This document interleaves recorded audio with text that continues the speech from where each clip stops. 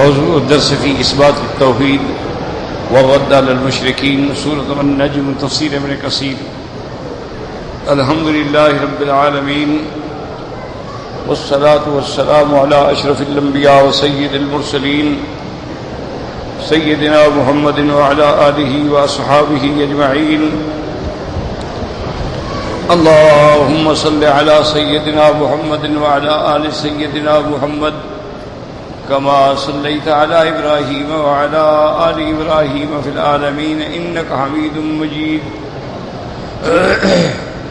أعوذ بالله من الشيطان الرجيم. بسم الله الرحمن الرحيم. إن الذين لا يؤمنون بالآخرة يسمون الملائكة تسمية الأنثى وما لهم به من علم إن يتبعون إلا الظن وإن الظن لا يغني من الحق شيئا فأعرض عمن تولى عن ذكرنا ولم يرد إلا الحياة الدنيا ذلك مبلغهم من العلم إن ربك هو أعلم بمن ضل عن سبيله وهو أعلم بمن اهتدى. اللہ تبارک و تعالی نے کلام مقدس کی اس سورت مبارکہ میں سب سے پہلے اس بات رسالت محمد مصطفیٰ صلی اللہ علیہ وآلہ واصحابہ وسلم کا ذکر فرمایا. بسم اللہ الرحمن الرحیم والنجم اذا ہوا. اللہ فرماتے ہیں مجھے قسم تارے کی جب وہ ڈوبتا ہے. ما ضل صاحبکم وما غوا. نی بہکا نہ پھسلا تمہارا دوست تمہارا صاحب نہ نعوذ باللہ گمراہ ہوا. یہ حضور صلی اللہ علیہ وسلم کی اس بات رسالت ہے. اللہ نے صاحبکم فرمایا تاکہ مشرکین کو شرم آئے کہ وہ ذات جس نے پوری زندگی تمہارے سامنے گزاری ہے، جس کی دیانت صداقت امانت کے تم گواہ ہو، نعوذ باللہ اب وہ کیسے بہک گیا ہے. اور فرمایا وما ينطق عن الهوى. جن باتوں کو تم غلط سمجھتے ہو میرا مدنی پاک اپنی طرف سے نہیں کہتے. ان هو الا وحی یوحی.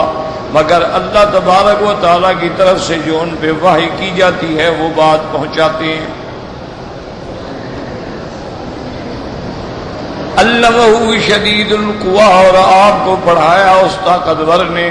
بعض علماء فرماتے ہیں اس سے مراد سارے ضمیر اللہ تعالیٰ کی طرف راجع ہیں، اور بعض جمہور فرماتے ہیں کہ حضرت جبریل علیہ السلام کی طرف راجع ہیں. اور حضرت جبریل کے پڑھانے سے حضرت جبریل کی فضیلت ثابت نہیں ہوتی کہ وہ حضور سے افضل ہو جائے، کیونکہ اس نے اپنی طرف سے تو کچھ بھی نہیں پڑھایا، وہ اللہ کا پیغام لے کے پہنچاتے رہے. علمہ شدید القویٰ، بڑی زبردست طاقت والا، جس نے اپنے ایک پر قوم لوط کی بستیوں کو اٹھا کے آسمان تک لے گئے. ذو مرۃ فاستویٰ، وہ حسن منظر والا اور جو برابر ہوا. وَهُوَ بِالْأُفُقِ الْأَعْلَىٰ، اور جب وہ جانب شرقی کے افق اعلیٰ کی طرف تھا. جب یہ رویت جبریل حضور پاک زمین پہ تھے، مکے میں تھے، اجیاد کے محلے کی طرف تھے کہ آپ نے جبریل علیہ السلام کو اس کی اصلی صورت میں دیکھا. حضور فرماتے ہیں ان لہو 600 جناح، اس کے 600 پر ہیں. اور جب اس نے پر کھولے کر سد الافق، یہ سارا افق جو تھا بھر گیا اس کے پروں سے. فاغمی علی رسول اللہ صلی اللہ علیہ وسلم، حضور پاک پہ بے ہوشی طاری ہوئی. پھر جبریل نے جلدی جلدی اپنی شکل بدلی، انسانی شکل میں آیا. ثم دنا فتد اللہ، حضور کے قریب ہوا، حضور کی طرف لٹکا. فقال قاب قوسین او ادنی، اتنا قریب آ گیا کہ جیسے 2 ہاتھ کا فاصلہ یا 2 کمانوں کے درمیان کا فاصلہ. فاوحى الى عبده ما اوحى. یہاں بھی 2 قول ہیں. بعض علماء فرماتے ہیں ضمیر اللہ تعالیٰ کی طرف سے کہ اللہ نے اپنے نبی حضرت محمد مصطفیٰ صلی اللہ علیہ وسلم پہ وحی فرمائی، جو وحی فرمائی یعنی اس وحی کو ظاہر نہیں کیا گیا کہ وہ بہت بڑی باعظمت بات تھی۔ اور بات فرماتے ہیں یہ ضمیر بھی جبریل کی طرف ہے کہ جبریل نے اللہ تعالیٰ کے حکم سے وحی کی حضرت محمد مصطفیٰ صلی اللہ علیہ وسلم کو۔ ما کذب الفؤاد ما رأى، اور جو کچھ میرے مدنی پاک نے دیکھا ہے اس کو دل نے نہیں جھٹلایا، یعنی حقیقتاً دیکھا ہے، جس میں رؤیت بصری اور رؤیت قلبی جو ہیں وہ دونوں ایک بات پہ متفق ہیں۔ اب کافروں پر رد ہے، اب تمارونہ علی ما یری، کیا تم اس پہ جھگڑتے ہو جو کچھ کہ میرے مدنی پاک نے دیکھا ہے؟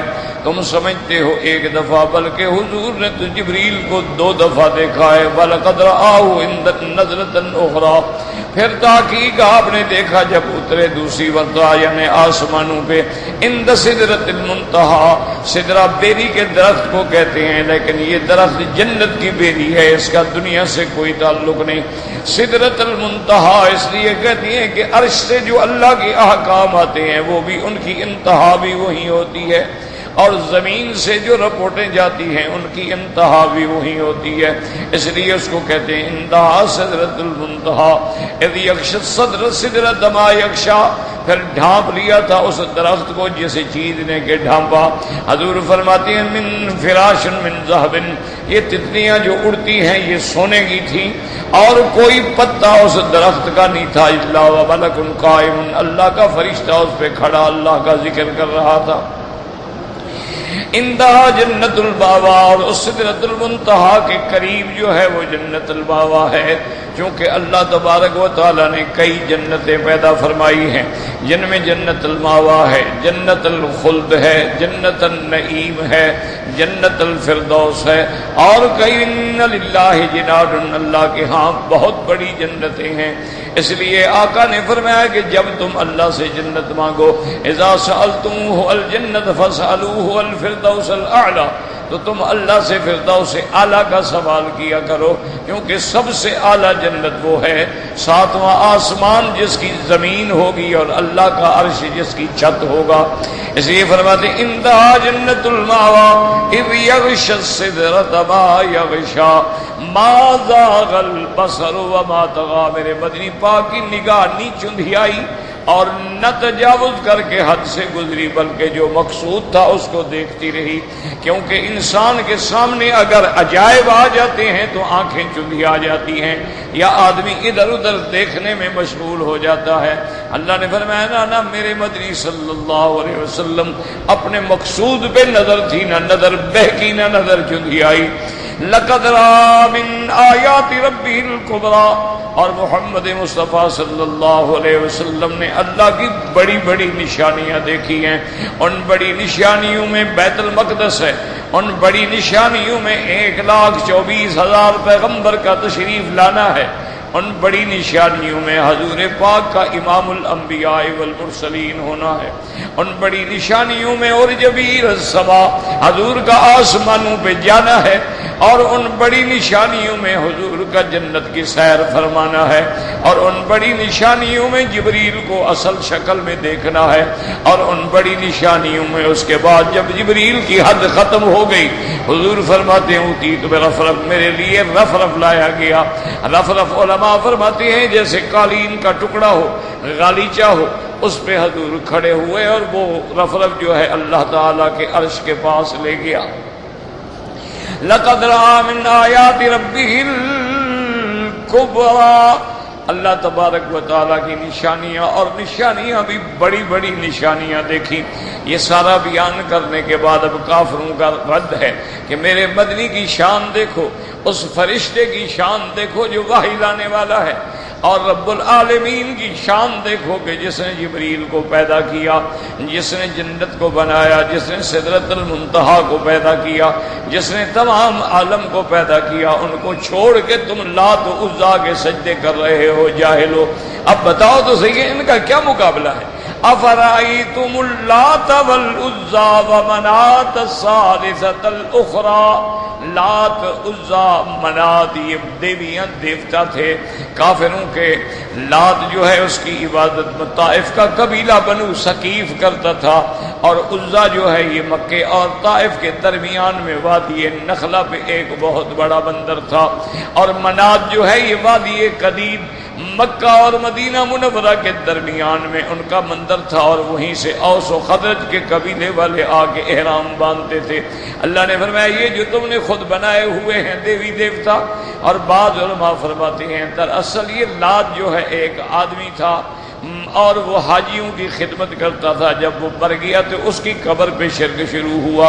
اللہ فرماتے ہیں افرأیتم اللات والعزی ومناة الثالثة الاخرى، کہاں میرا مدنی اور کہاں میرے مدنی کے رب کی شان ہے، اور کہاں تمہارے یہ بت لات، عزی اور منات ہیں۔ اور اب اس کے بعد دوسرا بات کیا، الکم الذکر وله الانثی، کیونکہ یہودیوں کے عقیدہ یہ تھا کہ حضرت عزیر اللہ کا بیٹا ہے، اور نصرانیوں کا عقیدہ یہ تھا کہ عیسیٰ علیہ السلام جو ہے خدا کا بیٹے ہیں۔ ان کے اندر بھی دراصل کئی جماعتیں تھیں، بعض جماعتیں ایسی تھیں جو حضرت عیسیٰ کو خود خدا کہتے تھے، اور بعض جماعتیں ایسی تھیں جو ثالث و ثلاثہ کہتے تھے، وہ کہتے ان تین میں کوئی ایک خدا ہے، اور بعض ایسی تھی جو کہتی تھی کہ نہیں حضرت عیسیٰ جو ہیں اللہ کے بیٹے ہیں۔ اللہ نے قرآن میں ذکر فرمایا قالت الیہود عزیر ابن اللہ وقالت النصارى المسیح ابن اللہ، اور قریش مکہ کا یہ عقیدہ تھا کہ جتنے فرشتے ہیں یہ اللہ کی بیٹیاں ہیں، نعوذ باللہ ثم نعوذ باللہ۔ یہ کافروں نے اپنے اپنے عقیدے گھڑ رکھے تھے۔ اس پر علماء نے کتابوں میں ایک واقعہ لکھا ہے کہ ہندوستان میں پرانے دور کی بات ہے، دہلی میں ایک عیسائیوں کا بہت بڑا ان کا پوپ جو تھا وہ آیا اور اس نے بڑا شور مچایا حضرت عیسیٰ علیہ السلام کے بارے میں کہ حضرت عیسیٰ علیہ السلام جو ہیں اللہ کا بیٹا ہے، اور اس نے علماء اسلام کو چیلنج کیا کہ اس موضوع پہ جو آدمی میرے ساتھ مناظرہ کرنا چاہے مناظرہ، لہذا اہتمام ہو گیا مناظرے کا۔ تو اتفاق کی بات ہے کہ بھائی اس کو کیا ہو جاتا ہے، کیا عذاب ہے، انا للہ، اتنا عرصہ ہو گیا یہ نہیں ٹھیک ہونے میں، کبھی چلتا کبھی بند ہو جاتا ہے، کبھی چلتا کبھی بند ہو جاتا ہے۔ تو بہرحال اس نے چیلنج کیا علماء اسلام میں سے، جب انہوں نے چیلنج قبول کیا وقت مقرر ہو گیا، اب لاکھوں کا مجمع اس دور میں، کیونکہ اتنی بڑی بات تھی، مناظرہ تھا حق و باطل کا، تو ابھی وہ عیسائی آ گیا اسٹیج پہ، اور ہمارے جو عالم تھے وہ ابھی نہیں پہنچے تھے، کوئی ٹرین یا کوئی گاڑی لیٹ ہو گئی، کچھ ہو گیا، تو وہ بڑا اچھل کود مچا رہا تھا، دیکھو تمہارے مولوی بھاگ گئے، کوئی میرے مناظرے میں نہیں آ سکتا۔ ایک آدمی شکرکھنڈی بیچ رہا تھا ایسے، جب وہ جلسے ہوتے ہیں نا، کوئی گاجریں بیچتے ہیں، کوئی اچار بیچتے ہیں، کوئی شکرکھنڈیاں بیچتے ہیں، کوئی کچھ بیچتے ہیں، وہ آہستہ آہستہ اس نے اپنی ریڈی کسی کو دی، یار ذرا اس کا خیال رکھنا، میں ذرا اس سے بات کروں۔ وہ ایسے چلتا چلتا چلتا میز کے قریب آ گیا، اور اس نے کہا کہ پادری صاحب بات یہ ہے کہ مولوی صاحب تو پتہ نہیں کب آئیں گے، میں آپ سے کچھ پوچھنا چاہتا ہوں اگر اجازت ہو۔ اسے چونکہ بڑے ادب سے بات کی وہ خوش ہو گیا، ہاں جی بالکل پوچھے۔ اس نے کہا کہ اللہ تبارک و تعالیٰ کے کتنے بیٹے ہیں؟ اس نے کہا ایک ہے، اور کتنے بیٹے ہیں؟ صرف حضرت عیسیٰ علیہ السلام، اور تو کوئی بیٹا نہیں۔ اس نے کہا پادری صاحب میں شکرکھنڈی بیچتا ہوں اور جھوپڑی میں رہتا ہوں، میرے بھی 8 بچے ہیں، ایسا کمزور خدا میں نہیں مانتا جس کا ایک بچہ ہو۔ وہ تو اتنا گیا گزرا خدا ہوا نا، 8 تو میں نے جن لیے ہیں، ان کا ایک ہی بچہ ہے صرف۔ اور پادری صاحب اسی پہ خجل ہو کے خوار ہو کے بھاگ گیا۔ مناظرہ اس نے کیا کرنا تھا بیچارے نے، لوگوں نے تالی مار دی، کہا بات تو ٹھیک ہے، ایک بندہ ہے کمزور سا، دیکھو دھان پان سا، وہ کہتا ہے میرے 8 بچے، اور اللہ میاں کا صرف ایک ہے۔ تو بہرحال جہالت جو ہے وہ جہالت ہے، اللہ پاک بچائے۔ تو مشرکین مکہ کا یہ عقیدہ تھا کہ فرشتے جو ہیں یہ اللہ کی بیٹیاں ہیں. کیوں؟ ایک تو قرآن میں لفظ ہے سجدت الملائکہ، اس سے انہوں نے ایک دلیل پکڑی، اور دوسری دلیل یہ پکڑی کہ بھئی فرشتے ظاہر کیوں نہیں ہوتے، پردے میں کیوں ہیں؟ تو پردے میں تو بیٹیاں ہی ہوتی ہیں نا، لڑکے تو پردے میں نہیں ہوتے. اس لیے انہوں نے یہ ایک بات بنا رکھی. اب اللہ فرماتے ہیں ان کے الکم الذکر ولہ الانثی تلک اذا قسمۃ ضیزی. فرمایا تم اللہ کے لیے بیٹیاں اور اپنے لیے بیٹے پسند کرتے ہو، شرم نہیں آتی؟ کتنی تقسیم ظالمانہ ہے. تمہاری بیٹی پیدا ہو تمہیں برا لگتا ہے، تو جو چیز تمہارے یہاں بری ہے وہ اللہ کو دے رہے ہو، اور جو اچھی اپنے لیے رکھ رہے ہو بڑا اچھا تقسیم کر رہے ہو. الکم الذکر ولہ الانثی تلک اذا قسمۃ ضیزی. اللہ تبارک و تعالیٰ بچوں سے بھی پاک ہیں، بیوی سے بھی پاک ہیں، اولاد سے بھی پاک ہیں، والدین سے بھی پاک ہیں. متخذ صاحبۃ ولا ولدا. اللہ پاک نے نہ بیوی بنائی نہ اولاد بنائی.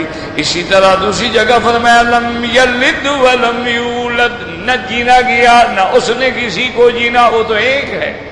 اور اولاد کی ضرورت اس کو ہوتی ہے جو بڑھاپے میں عاجز ہو جائے، محتاج ہو جائے. اللہ تو محتاج ہونے سے پاک ہے، اور پھر ساری اس کی مخلوق ہے، تو اس کو بیٹا بنانے کی کیا ضرورت ہے؟ اللہ نے فرمایا تلک اذا قسمۃ ضیزی. یہ بڑی ظالمانہ تقسیم کر رہے. ان ہی الا اسماء سمیتموها انتم وآباؤکم ما انزل اللہ بہا من سلطان. یہ دیوی دیوتاؤں کے جو تم نے نام رکھے ہیں، کسی کو مہر کی دیوی، کسی کو قہر کی دیوی، کسی کو عزت دینے والا، کسی کو مدد دینے والا. اللہ نے فرمایا سب نام تمہارے بنائے ہوئے ہیں، تمہارے باپ دادا نے بنائے ہیں. کوئی اس پہ دلیل نہیں، کوئی اللہ تبارک و تعالیٰ کا حکم نہیں. ان یتبعون الا الظن وما تهوى الانفس. یہ کافر مشرک جو ہیں یہ اپنے اٹکل بچوں اور گمان پہ چلتے ہیں اور اپنے خواہشات نفس پہ چلتے ہیں. وَلَقَدْ جَاءَهُم مِّن رَّبِّهِمُ الْهُدَىٰ. علماء نے لکھا کہ معنی یہ ہے کہ یہ کافر جو ہیں دیوی دیوتاؤں کی عبادت کرنے والے کہتے ہیں دیکھو نا جی بڑا مزہ ہے، ان کے ماننے سے کئی فائدے ہیں. ایک نہ تو یہ ہمیں حلال حرام سے روکتے ہیں، نہ ہمیں یہ کسی گناہ سے روکتے ہیں، نہ ہمارے لیے کوئی فرائض اور شریعت معین کرتے ہیں. بس ہم آتے ہیں ان کے چڑھاوے چڑھاتے ہیں، بس یہ ہمیں قیامت میں چھڑا لیں گے اللہ کو سفارش کر کے، اور ہمیں کرنا بھی کچھ نہیں پڑے گا اور چھوڑنا بھی کچھ نہیں پڑے گا. اس لیے اللہ پاک نے فرمایا یتبعون الا الظن. یہ اپنے گمان کے پیچھے چل رہے ہیں، اور جو ان کے اپنے نفس کی خواہش ہے اس کے پیچھے چل رہے ہیں. آج بھی دیکھ لیں پوری دنیا میں جہاں شرک ہے، جہاں قبر پرستی ہے، جہاں غیر اللہ کی عبادت ہے، وہاں بھی یہی نظریہ ہے کہ بس ہمیں پیر چھڑا لے گا. نہ نماز کی ضرورت ہے، نہ روزے کی ضرورت ہے، نہ عبادت کی ضرورت ہے، نہ حلال حرام کا کوئی فکر ہے. او میاں جو مرضی آئے کرو، بس پیر جو ہے نا بس سفارش کرے گا، اللہ پاک ہمیں چھوڑ دیں گے. تو آج بھی وہی نظریہ ہے جو مشرکین کا تھا اور جو کافروں کا تھا، اور آج بھی ہم نے اسی طرح کے نام رکھے ہوئے ہیں کہ یہ حاجت روا ہے، یہ مشکل کشا ہے، یہ غوث ہے، یہ داتا ہے. اللہ نے تو نہیں کہا کہ یہ نام رکھو، نہ ان بزرگوں نے کہا ہے کہ ہمارے یہ نام رکھو. وہ تو خود اللہ کے ماننے والے اور اللہ کی عبادت کرنے والے اور اللہ کی بندگی کرنے والے لوگ تھے. اس لیے اللہ تبارک و تعالیٰ فرماتے ہیں ان کے صرف گمان ہیں. وَلَقَدْ جَاءَهُم مِّن رَّبِّهِمُ الْهُدَىٰ. حالانکہ ان کے پاس ان کے رب کی طرف سے ہدایت آ گئی، اللہ کا پیغمبر آ گیا، کتاب آ گئی، معجزات آ گئے. ام للانسان ما تمنا. کیا جو تم چاہتے ہو وہی ہوگا؟ یعنی جو انسان تمنا مل جائے کبھی نہیں ہو سکتا. وَلِلَّهِ الْآخِرَةُ وَالْأُولَىٰ. سب آگے پیچھے اسی کا ہے، وہ جو چاہے جیسے چاہے. باقی تم سمجھتے ہو کہ تمہاری یہ سفارش کر دیں گے، تم ان کو کہو گے یہ واسطہ بن کے اللہ کو کہہ کے چھڑا لیں گے. اللہ نے فرمایا وَكَم مِّن مَلَكٍ فِي السَّمَاوَاتِ. کتنے اللہ کے فرشتے ہیں آسمانوں میں. وَكَم مِّن مَّلَكٍ فِي السَّمَاوَاتِ لَا تُغْنِي شَفَاعَتُهُمْ شَيْئًا إِلَّا مِن بَعْدِ أَن يَأْذَنَ اللَّهُ لِمَن يَشَاءُ وَيَرْضَىٰ. کتنے آسمانوں میں فرشتے ہیں جن کی سفارش، جن کی شفاعت کوئی نفع نہیں پہنچا سکتی مگر اس کو جس کے لیے اللہ حکم بھی دے اور اگلا قابل شفاعت بھی ہو، یعنی شفاعت کرنے والے کے پاس اللہ کا اذن ہو، اور جس کی شفاعت کر رہا ہے وہ مستحق کے شفاعت ہو. اور جب وہ کافر ہیں، مشرک ہیں، تو ان کے لیے تو کوئی سفارش نہیں. ما لهم من صدیق ولا حمیم فما تنفعهم شفاعت الشافعین. ان کو کسی کی شفاعت نفع نہیں دے. اب اللہ تبارک و تعالی نے جو آج کا سبق ہم نے پڑھا ہے اس میں ارشاد فرمایا ان الذین لا یؤمنون بالآخرۃ لیسمون الملائکۃ تسمیۃ الانثی وما لهم به من علم ان يتبعون الا الظن وان الظن لا يغني من الحق شيئا فاعرض عن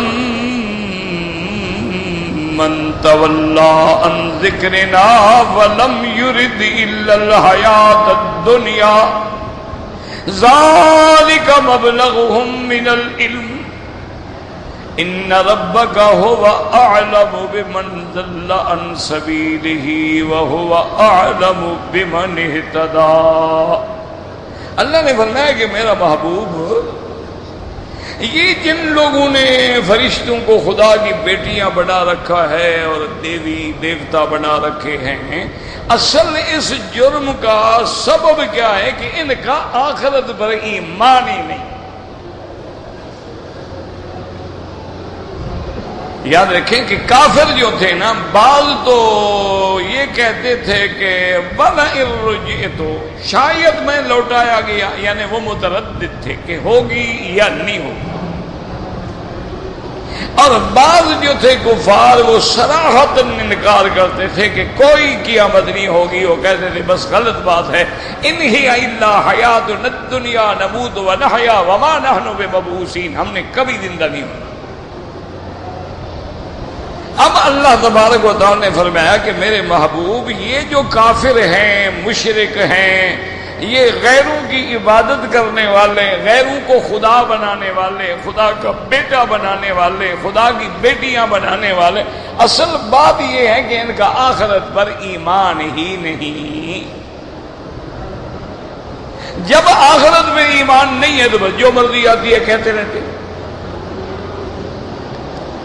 اسی لیے علماء کرام نے، مفسرین اعظام نے، اللہ کے اولیاء نے لکھا ہے کہ سب سے بڑا اصلاح کا ذریعہ جو ہے وہ ایمان بالآخرت. یعنی آپ آدمی کی سمجھانے کے لیے، اب دیکھیں نا جی دنیا کے اندر کتنا پولیس فورس ہے، یہ پولیس ہے، یہ سی آئی ڈی ہے، یہ رینجر ہے، یہ جناب ایلیٹ فورسز ہیں، یہ کمانڈوز ہیں، اور یہ جناب خفیہ ایجنسیز ہیں. اس کے باوجود کیا ہو گیا؟ جرائم رک گئے.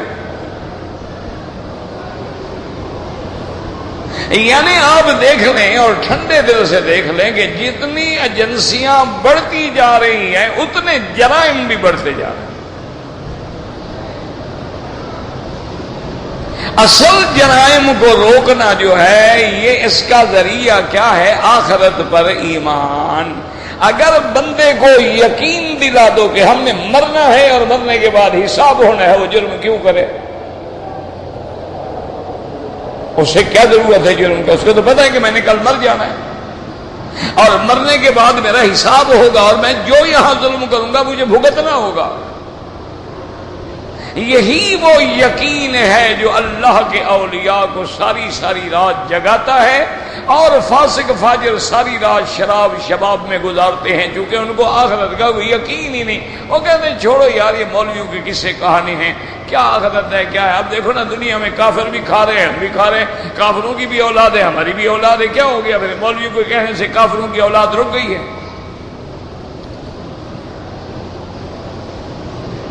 یہ شیطانی تخیلات جو ہیں نا ان کے دماغ میں بٹھا دیے جاتے ہیں کہ بابا اگر اسلام کا فائدہ ہے، نماز کا فائدہ ہے، یہ تو کافر ہیں، بے دین ہیں، نہ نماز پڑھتے ہیں، نہ خدا کو مانتے ہیں، نبی کو مانتے ہیں، ان کی بھی اولاد ہے، تعلیم یافتہ ہے، ان کے بھی ملک ہے، ترقی یافتہ ہے، ان کی زندگی ہے، بڑی متبدل زندگی ہے، اور اس کے مقابلے میں یہ جو ماننے والے ہیں ان کو ایک وقت کی روٹی ملتی ہے، دوسرے وقت کی نہیں ملتی۔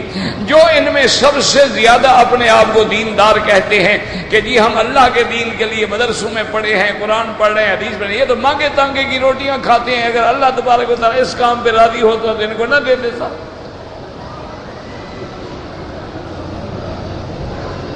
یہ وہ شیطانی خیالات ہیں جو لوگوں کے دماغوں میں بٹھائے جاتے ہیں۔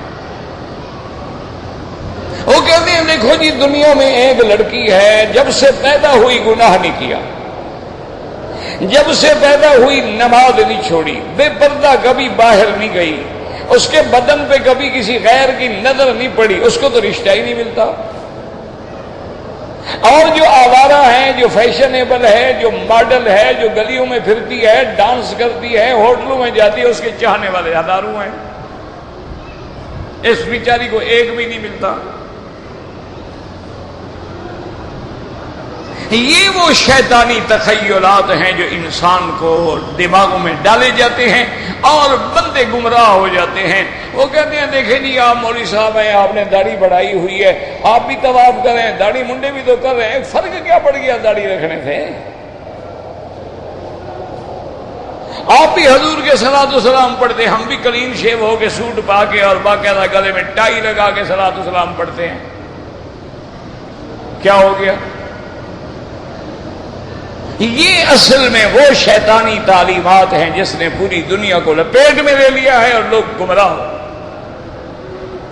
اسی لیے پھر رشدی جیسے لوگ پیدا ہوئے، تسلیمہ نسرین جیسے لوگ پیدا ہوئے، آمنہ داؤد جیسی عورتیں پیدا ہوئیں۔ انہوں نے کہا جی کیا ہے، اللہ کی نماز ہے، اللہ نے نماز پڑھنے کا حکم دیا ہے، اگر ایک مرد جمعہ پڑھا سکتا ہے تو عورت کیوں نہیں پڑھا سکتی؟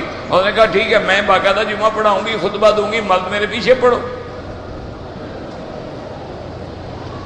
اور عورت کے پیچھے پڑھنے والے تو ویسے ہر دور میں بہت ہوتے ہیں۔ یہ وہ شیطانی تخیلات ہیں، یاد رکھو۔ اصل فلسفے کو سمجھو، جب اصل بات نہیں سمجھو گے تو بات دماغ میں آپ کے نہیں آئے گی۔ ایک ہے عالم دنیا، یہ ہے عالم عمل، ایک ہے عالم آخرہ، وہ ہے عالم جزا۔ اسی لیے قرآن پڑھتے ہیں نا مالک یوم الدین، یوم جزا کا مالک۔ ایک عالم ارواح تھا، پھر عالم مثال تھا، پھر عالم دنیا ہے، پھر عالم آخرت ہے۔ ہر عالم کے احکام الگ الگ الگ ہیں۔ جب تک اس کو دماغ میں نہیں رکھو گے نہ خدا سمجھ آئے گا، نہ نبی سمجھ آئے گا، نہ اسلام سمجھ آئے گا۔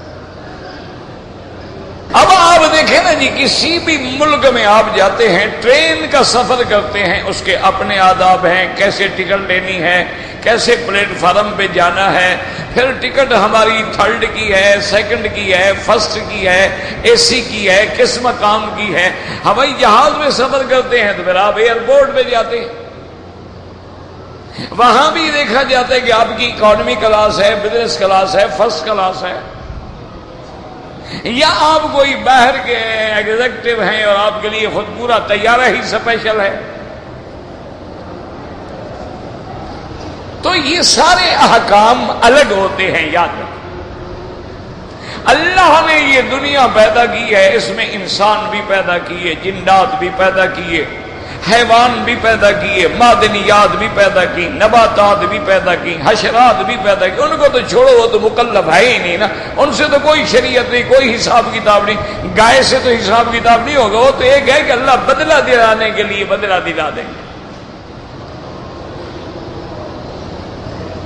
مکلف جو ہیں، یاد رکھو وہ فرشتے بھی نہیں ہیں، فرشتے کے لیے بھی کوئی شریعت نہیں کہ وہ نماز پڑھے، عشاء کی 4 رکعتیں پڑھے اور پھر فجر کی 2 رکعتیں پڑھے اور رات کو تہجد پڑھے اور پھر ظہر پڑھے، اس کے لیے کوئی شریعت کیوں؟ وہ تو مکلف ہے ہی نہیں، وہ تو فرشتے ہیں، وہ تو اللہ کے ایسے بندے ہیں جو 24 گھنٹے اسی کی یاد میں، اس کی تسبیح تحمید میں مشغول ہیں، ان کو کیا ضرورت ہے؟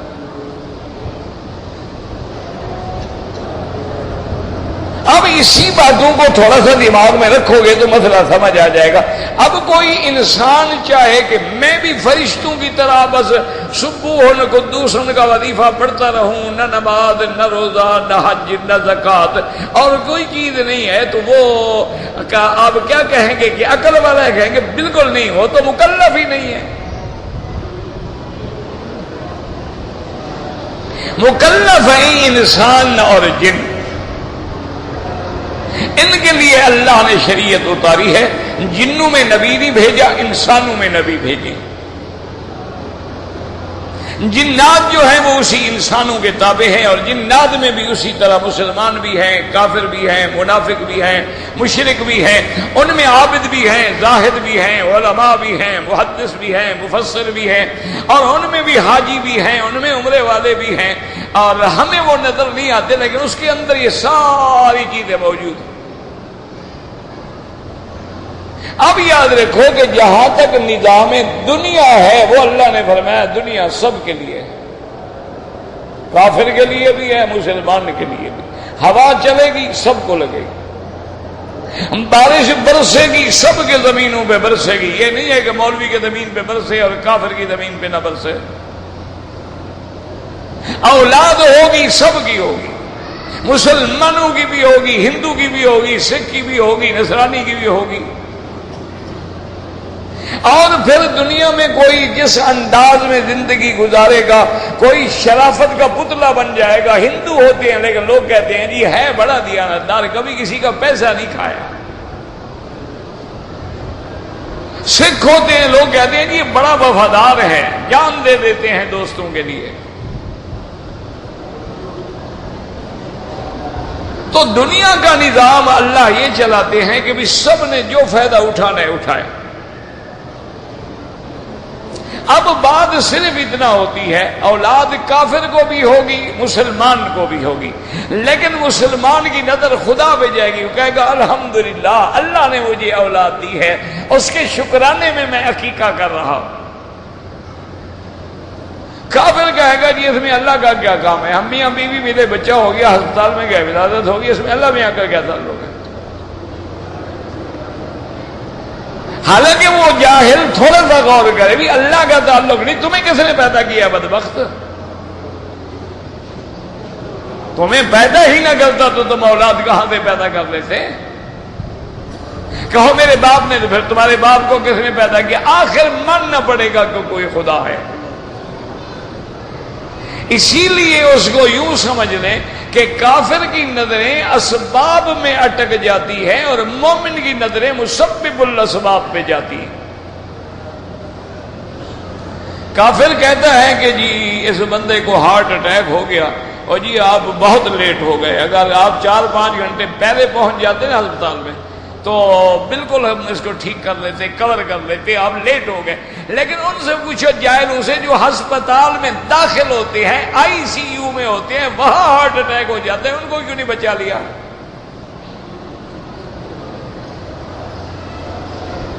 تو مسلمان کہتا ہے کہ بھائی ٹھیک ہے دل کا دورہ پڑا ہے لیکن اللہ کی مرضی ہے، بس اللہ نے چاہا تھا تو ہو گیا۔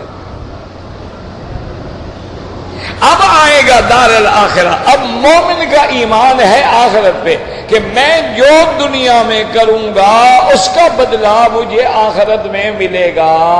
فَمَن يَعْمَلْ مِثْقَالَ ذَرَّةٍ خَيْرًا يَرَهُ وَمَن يَعْمَلْ مِثْقَالَ ذَرَّةٍ شَرًّا يَرَهُ۔ بھلائی کرو گے بھلائی پاؤ گے، برائی کرو گے برائی پاؤ گے۔ اور ایسا بدلہ کہ حضور پاک نے رحمت دو عالم نے حضرت بلال سے پوچھا کہ بلال تمہارا کون سا ایسا عمل ہے کہ میں جب معراج کی رات جنت میں گیا تو میں نے تیرے چلنے کی آواز سنی اور پہچانا کہ بلال ہے، تو تم نے ایسا کون سا عمل کیا ہے؟ انہوں نے کہا یا رسول اللہ اور تو کوئی عمل نہیں، میری ایک عادت ہے کہ میں جب بھی وضو کرتا ہوں تو 2 رکعت تحیت الوضو بھی پڑھتا ہوں اور تحیت المسجد بھی پڑھتا ہوں۔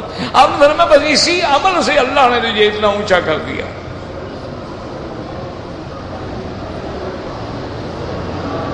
تو ایک بات ہمیشہ یاد رکھیں کہ جو مومن ہوگا اس کو یقین ہے کہ میں نے مرنا ہے اور پہلی منزل قبر ہے، سوال جواب ہوگا،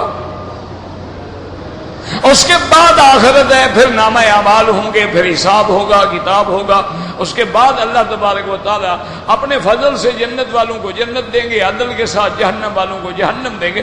جب اس کا آخرت پر یقین ہوتا ہے تو وہ اس کو گناہ نہیں کرنے دیتا۔ وہ کہتا ہے بھائی موت برحق ہے، مرنا ہے، ایک ایک بات کا جواب دینا ہے۔ یہی وجہ تھی نا کہ امرأۃ العزیز نے، زلیخا تو خیر لوگوں نے نام رکھ لیا ہے نا، ورنہ کسی حدیث مبارک میں یا کسی صحیح روایت میں بی بی کا نام زلیخا نہیں آیا ہے، یہ اسرائیلی روایات ہیں، اور بعض روایات میں راعیل ہے اور بعض روایات میں زلیخا ہے، لیکن اللہ نے قرآن میں امرأۃ العزیز، عزیز کی بیوی، بس نام نہیں لیا۔ اور مسلمانوں کا بھی تم نے غور بھی کیا ہے کہ اللہ نے نام کیوں نہیں لیا؟ اللہ نے ہدایت کی اپنے بندوں کو کہ جیسے عورت کے وجود اور جسم کا پردہ ہے اس کے نام پہ بھی پردہ ہونا چاہیے، اس کا نام نہ لیا جائے محفلوں میں اور بازاروں میں۔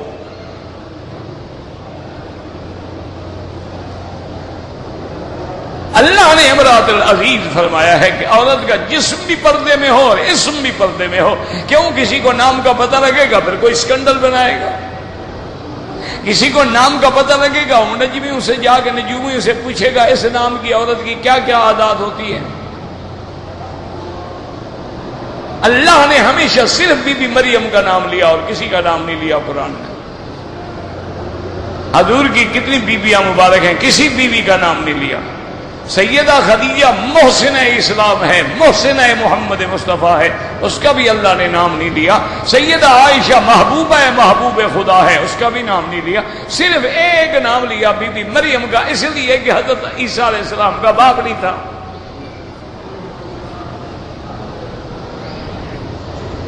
ورنہ پورا قرآن آپ دیکھ لیں، ضرب اللہ مثلا للذین کفروا امرأۃ نوح وامرأۃ لوط، نوح کی بیوی لوط کی بیوی نام نہیں لیا۔ وأوحینا الی ام موسیٰ، ہم نے موسیٰ علیہ السلام کی طرف وحی بھیجی، موسیٰ کی اماں کا بات کی، نام نہیں لیا۔ اذ قالت لأختہ قصیہ فبصرت بہ عن جنب، جب موسیٰ کی اماں نے آپ کی بہن سے کہا کہ جا کے بھائی کو تلاش کرو، قالت لأختہ، لیکن نام نہیں لیا کہ وہ کون تھی۔ اسی طرح سارے قرآن کو دیکھیں، اللہ نے فرمایا یا ایھا النبی قل لازواجک ان کنتن تردن الحیات الدنیا، دوسری جگہ فرمایا یا ایھا النبی قل لازواجک وبناتک ونساء المؤمنین یدنین علیہن من جلابیبہن، نام نہیں لیا تھا۔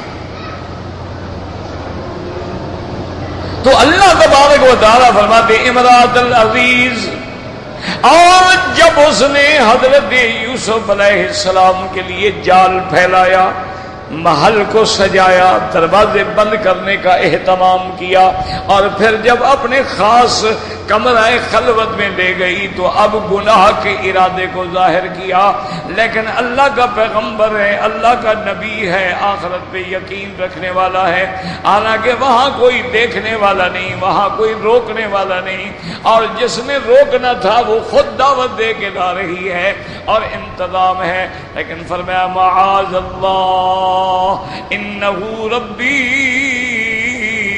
احسن مثواي انه لا يفلح الظالمون۔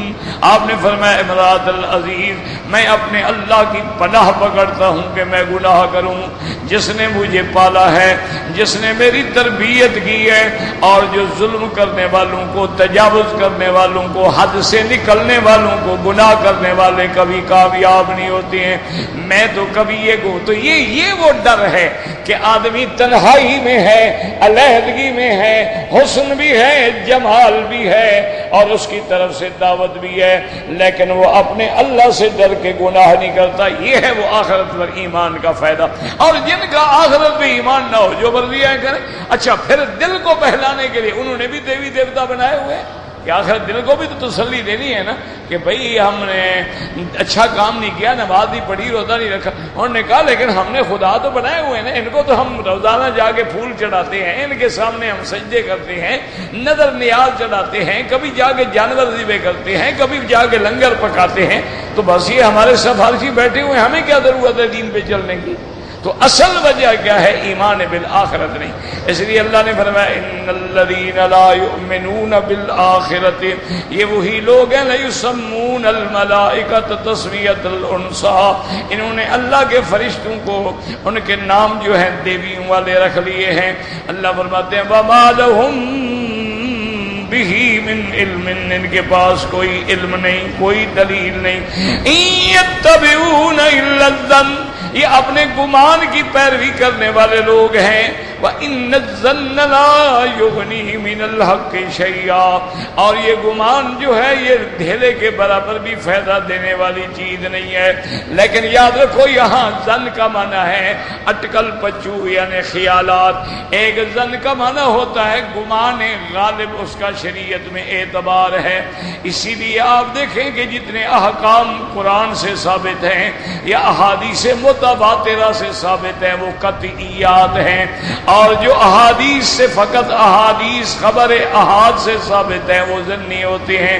اور اسی طرح آدمی اگر نماز میں کعبے کی تلاش میں گمان کرتا ہے کہ کعبہ ادھر ہوگا، نماز پڑھ لیتا ہے تو اللہ قبول فرما لیتے ہیں، وہ ظن الگ ہے۔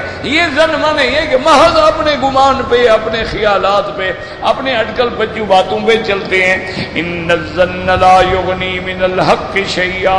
اب اللہ نے فرمایا میرے مدنی فاعرض عمن تولی عن ذکرنا، اب آپ چھوڑ دیں اس کو جو ہمارے ذکر سے، ہمارے قرآن سے، ہماری ہدایت سے، ہمارے پیغمبر سے منہ پھیرتے ہیں، اب آپ بھی ان کو چھوڑ دیں۔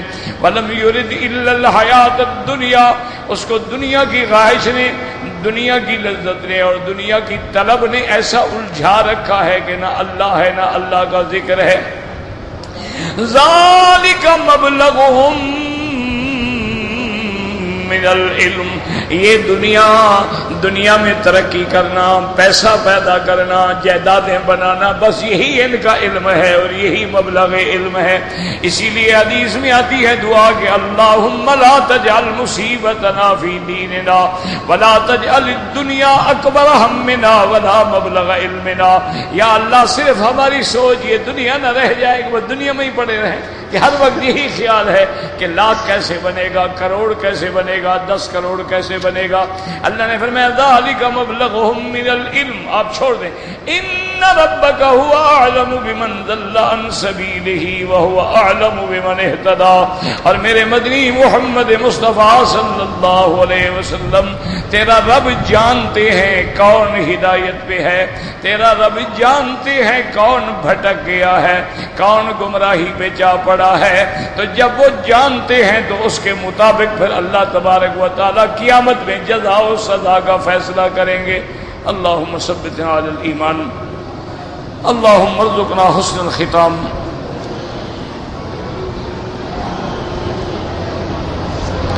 بھئی داڑھی پہ کالا رنگ لگانا منع ہے، شریعت نے کالا رنگ لگانا منع کیا، اس کے علاوہ کوئی رنگ لگا لو، مہندی لگا لو، کوئی براؤن لگا لو، کوئی سنہری کلر لگا لو، کالا منع ہے۔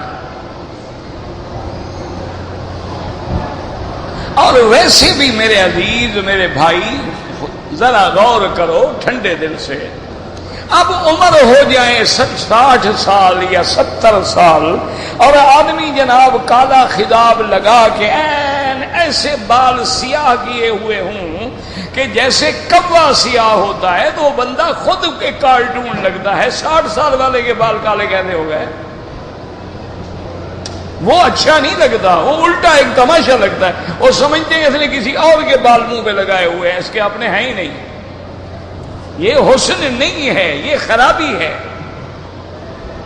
اگر آپ نے اپنے بالوں کو رنگنا ہے، شریعت میں رنگنا جائز ہے، حدیث ہے ترمذی شریف میں غیر الشیب ولو بشیء، حضور نے فرمایا اپنے سفیدی کو کسی تغیر دو، کوئی رنگ دو، لیکن اگر آپ کو شوق ہے نا جناب، یہ بھی ایک علم ہے، یہ سب کو نہیں آتا ہے، اس کے لیے بڑے اسپیشلسٹ ہوتے ہیں، جیسے بیوٹی پارلر وغیرہ ہے نا، اس لیے اس کے بھی باقاعدہ کاسمیٹکس کی دکانیں ہوتی ہیں، وہاں جائیں، وہ آپ کے چہرے کا تجزیہ کریں گے کہ آپ پہ کون سا رنگ سوٹ کرے گا اور کون سا میچ کرے گا، اور اس عمر میں کون سا رنگ صحیح نظر آئے گا، وہ رنگ استعمال کریں۔ ایسے سب آدمی کالا لے کے خواہ منہ کالا کر لیا، فائدہ کیا ہوا بھائی؟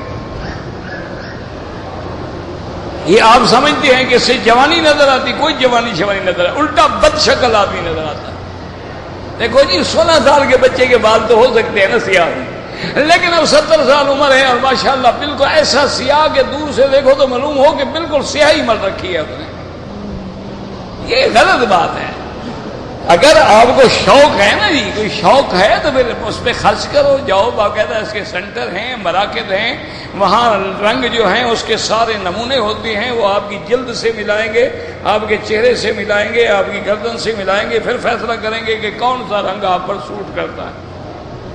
اب ہم نے تو بھئی وہ یہ نخرے ہوتے ہیں جب آدمی کی ٹانگوں میں دم ہو، اب تو سب سے اچھا رنگ جو ہے مہندی لگاؤ، سنت پہ عمل کرو۔ اور مہندی میں اگر مل سکے نا، ایک حدیث میں آتا ہے الحناء والکتم، کہ مہندی اور کتم، کتم کہتے ہیں نیل کے پودے کے جو پتے ہیں ان کو خشک کر کے ان کو پیس کے مہندی میں ملا دو تو بڑا خوبصورت رنگ آتا۔ مشروم کھانا جائز ہے، مجھے کیا پتا مشروم کیا بلا ہے، جب مجھے مشروم کا پتہ نہ ہو تو بتاؤں گا۔ یہ وہی سینڈوچ وغیرہ قیمے شیمہ جو ہے اس کو کہتے ہیں، تو دیکھنا پڑے گا نا قیمہ گائے کا ہے یا قیمہ کسی حرام جانور کا ہے۔ کپڑے کے موزے پہ مسح نہیں ہوتا، مسح ہے الخفین پر مسح کرنا علامت اہل سنت والجماعت ہے، لیکن خفین سے مراد وہ ہے جو چمڑے کے موزے ہوں یا ایسا کپڑا ہو جس میں پانی اثر نہ کرے اور بندہ ان کو پہن کے 3-4 میل پیدل بھی چلا جائے تو فرق نہ پڑے۔ اسی لیے حدیثوں میں آتا ہے اذا کان سخینین، یہ معنی نہیں کہ باریک جراب پہ کر لو۔ پتہ نہیں کیوں ضد کرتے ہیں۔ دیکھو نا ایک معمولی سی بات ہے، بھئی جوتی پر مسح کرنے کا تو حکم ہی نہیں، خفین پر ہے، اب وہ جوتے پر بھی کر لیتے ہیں، بوٹ پہ بھی کر لیتے ہیں، اور باریک جراب پہ بھی کر لیتے ہیں، اور اللہ کے ہاں اگر نہ ہوا تو نمازیں بھی گئی، ہر چیز گئی۔ جبکہ احادیث میں ہے الخفین کا لفظ ہے، اور جہاں جہاں ہے پھر آگے لفظ آتا ہے اذا کان ثقیلین، جب وہ مضبوط اور موٹے ہوں۔ اسی طرح آتا ہے جبکہ وہ منعل ہوں، یعنی جن کے نیچے موٹا چمڑا یا موٹی چیز لگی ہوئی ہو۔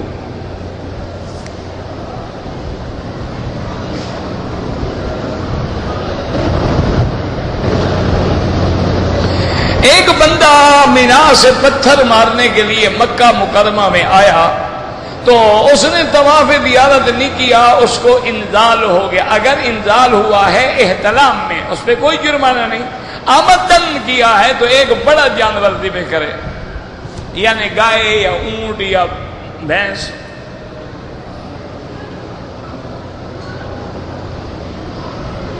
اگر ایک آدمی مزدور ہے، 1200 ریال اس کی تنخواہ ہے، اس کو اگر مسکین سمجھ کے ہم 5 وقت میں کپڑے یا کھانا دیں، بالکل دیں۔ آج کل 1200 ریال میں کیا ہوتا ہے؟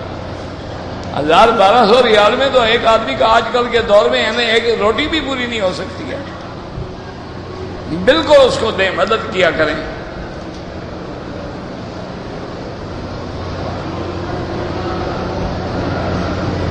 یہ مجھے سمجھ نہیں آیا، میرا بولے ہم نے پیسہ دے دو، میرا زمین پتہ نہیں کیا ہو سکتا، کوئی لفظ لکھو تو پڑھا تو جائے نا۔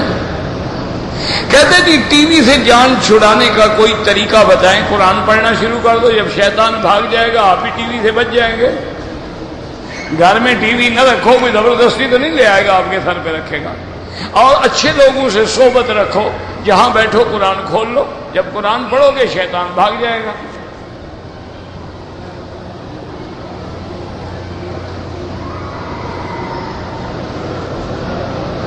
ہمارے حاجی آ رہے تھے، ہم ریاض سے جدہ ملنے گئے، کوئی جرمانہ نہیں، احرام نہیں باندھا، کچھ فرق نہیں پڑتا کیونکہ آپ جدے کے لیے آئے ہیں۔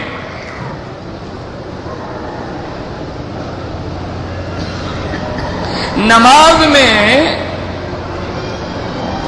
سنیت پتہ نہیں کیا لکھا ہے تو سمجھ ہی نہیں آتا نا بھائی۔ مکہ مکرمہ میں رہائش ہے، میں 70-80 کلومیٹر سفر کرتا ہوں، آپ مسافر ہیں، 78 کلومیٹر کے بعد آدمی مسافر ہو جاتا ہے، نماز قصر پڑھیں گے۔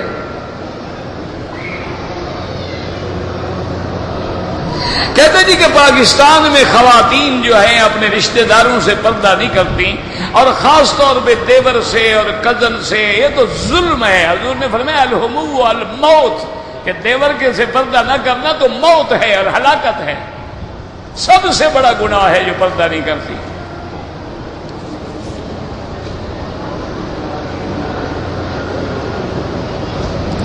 اگر ریاض سے آدمی عمرے کی نیت سے آیا ہے، پھر احرام نہیں باندھا، جدے سے باندھا ہے تو دم پڑ گئی۔ اگر وہ آیا تھا جدے کی نیت سے کہ میں وہاں جدے جا رہا ہوں، میرا کام ہے یا کچھ ہے، 2-4 دن رہا، وہاں سے دل کر گیا، عمرہ کر لیا، پھر دم نہیں ہے۔ اگر وہاں سے چلا ہی عمرے کی نیت سے ہے تو دم ہے۔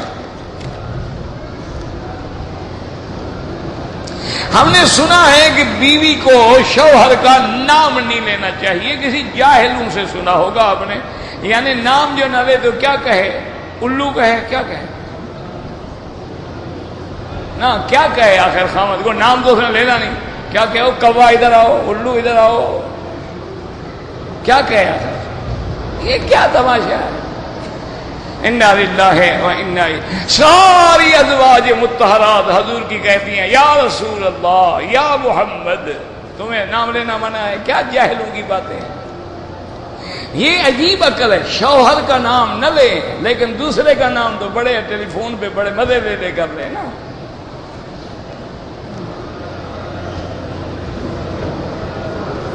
بالکل نام لے کے پکارے، خامد بھی نام لے کے پکارے، کوئی مسئلہ نہیں۔ اگر ایک آدمی زکوٰۃ تو پوری نکالتا ہے لیکن اس نے طریقہ یہ کیا ہے کہ وہ پیسہ بینک میں رکھ دیتا ہے، بینک سے 8% سود ملتا ہے، 2.5% خدا کو دے دیتا ہے، یعنی خدا کو حرام سے دے رہا ہے، حلال سے نہیں دے رہا۔ یہ کفر ہے، کفر ہے۔ اگر اس کو حلال سمجھ کے اور زکوٰۃ سمجھ کے دے رہا ہے تو بندہ کافر ہو جاتا ہے۔ حتیٰ کہ فقہا نے مسئلہ لکھا ہے کہ تم نے ایک بندے کو خیرات دی، وہ جانتا ہے کہ یہ حرام کے پیسے ہیں، لیکن اس کے بعد بھی اس نے کہا جی اللہ آپ کی عمر میں برکت دے، رزق میں برکت دے، اور آپ نے کہا آمین، تو دونوں کافر ہو گئے، دعا کرنے والا بھی اور آمین کہنے والا بھی، کہ ایک حرام دے رہے ہو اور پھر اس پہ دعائیں مانگ رہے ہو۔ ان اللہ لا یقبل الا الطیب، اللہ حلال کے بغیر قبول ہی نہیں کرتے۔ اگر ایک لڑکی بیوہ ہو گئی ہے، یہاں ساس کے پاس رہتی ہے، اس کو اپنی عدت، افضل تو یہ ہے میرا بھائی کہ اس کو عدت اپنے شوہر کے گھر میں گزارنی چاہیے۔ اگر ساس اس کی احترام سے اس کو رکھے ہوئے ہے، اس کی عدت محفوظ ہے، تو عدت گزار کے پھر والدین کے پاس چلی جائیں۔ لیکن اگر ساس کے لیے بوجھ ہے، پریشانی ہے، تو جا سکتی ہے۔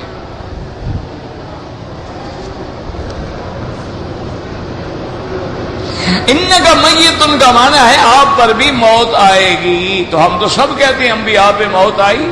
حضرت ابو بکر صدیق کا پہلا خطبہ ہی یہی ہے کہ من کان یعبد محمدا فإن محمدا قد مات ومن کان یعبد اللہ فإن اللہ حی لا یموت۔ ہم تو موت مانتے ہیں، لیکن موت کے بعد اللہ اگر پہلے حیات دینے پہ قادر ہے تو موت کے بعد بھی دینے پہ قادر ہے، اگر قبروں کے بعد دینے پہ قادر ہے تو قبر میں بھی دینے پہ قادر ہے۔ آپ کے دماغ میں کیوں گرا پڑ گئی ہے؟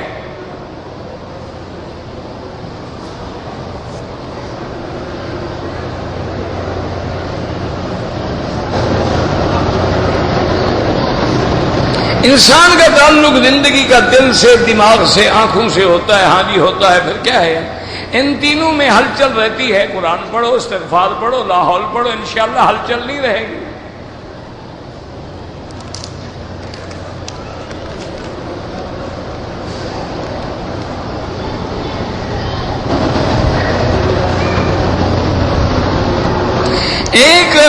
کہتا ہے میرے انکل نے اپنی بیوی کو 10 سال پہلے 1 طلاق دی تھی، پھر رجوع کر لیا تھا، ٹھیک ہو گیا۔ اب انہوں نے لڑائی جھگڑے کی وجہ سے دوبارہ 2 طلاقیں دی ہیں تو 3 پوری ہو گئی، اب نہیں حلال ہوتی۔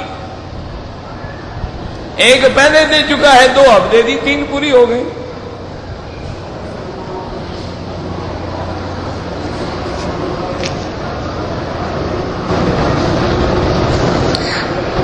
عورتوں کی جماعت کے لیے بعض روایات ملتی ہیں کہ عورت کے لیے نفل وغیرہ تراویح وغیرہ پڑھا سکتی ہے، لیکن کہیں فرائض کی جماعت کا ذکر نہیں۔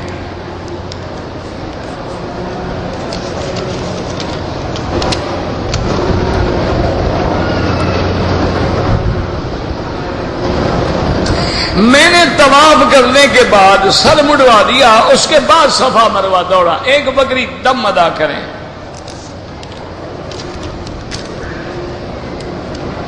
انگوٹھے چومنا جو ہے یہ خالص بدعت ہے، اس کا تعلق نہ دین سے ہے، نہ اسلام سے ہے، نہ محبت رسول سے ہے۔ آدمی انگوٹھے اپنے چومتا ہے اور احسان محمد مصطفیٰ پہ کرتا ہے۔ اسی طرح کوئی آدمی یا رسول اللہ، یا نبی اللہ، یا جبرائیل، یا میکائیل، یا غوث جب پکارتا ہے شرک ہے، کیونکہ یا حرف ندا ہے، اس کے ساتھ صرف اللہ کو پکارنا چاہیے۔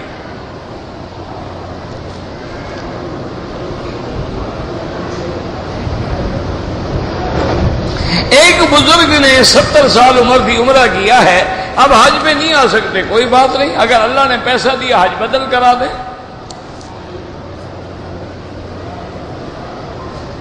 ایک عمرے کے بعد بار بار عمرہ کرنا جائز ہے، جیسے بار بار طواف جائز ہے، بار بار عمرہ بھی جائز ہے، بار بار حج بھی جائز ہے۔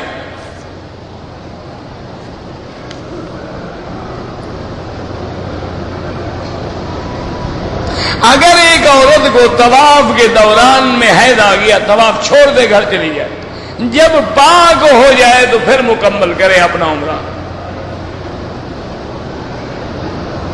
اگر مینا عرفات میں حیض آ گیا کوئی بات نہیں، مینا جائے، مزدلفہ جائے، عرفات جائے، صرف نماز نہ پڑھے، جب پاک ہو جائے تو آگے طواف زیارت کر کے صفا مروہ دوڑ لے، کوئی مسئلہ نہیں، کوئی پریشانی نہیں۔ یہ تو اللہ نے لکھا ہے نا، ان اللہ کتب علی بنات آدم، آدم کی بیٹیوں پہ یہ چیز اللہ نے لکھی ہے، اس کے اپنے بس میں تو ہے نہیں۔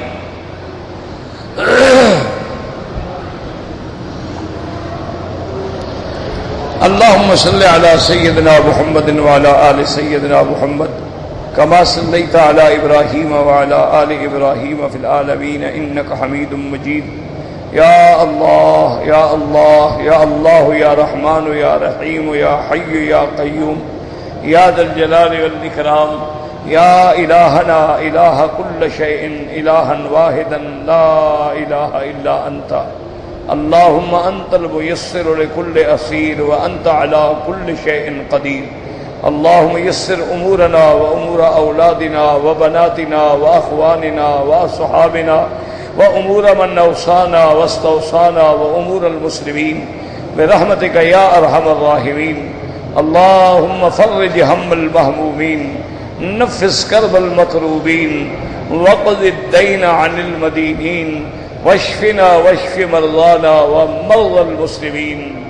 یا اللہ بیماروں کو شفا عطا فرما، یا اللہ ہم سب کی بیماریاں پریشانیاں اپنی رحمت سے دور فرما، یا الہ العالمین بے روزگاروں کو روزگار عطا فرما، بے حیاؤں کو حیا عطا فرما، بے دینوں کو دین عطا فرما، بے اولادوں کو اولاد عطا فرما، جن کی اولادیں ہیں ان کو صالح بنا، بے روزگاروں کو روزگار عطا فرما، قرض داروں کے قرض عطا فرما، جن کے گھروں میں بچیاں ہیں ان کو رحمت کے رشتے نصیب فرما۔ یا اللہ ہمیں مانگنا بھی نہیں آتا، بغیر مانگے عطا فرما۔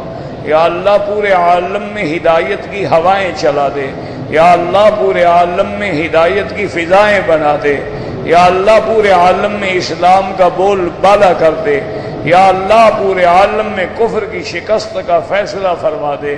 یا اللہ پوری دنیا میں جہاں مساجد ہیں، مدارس ہیں، دین والے ہیں، دین کا کام کرنے والے ہیں، دین کی دعوت دینے والے ہیں، سب کی جان مال آبرو عزت کی حفاظت فرما.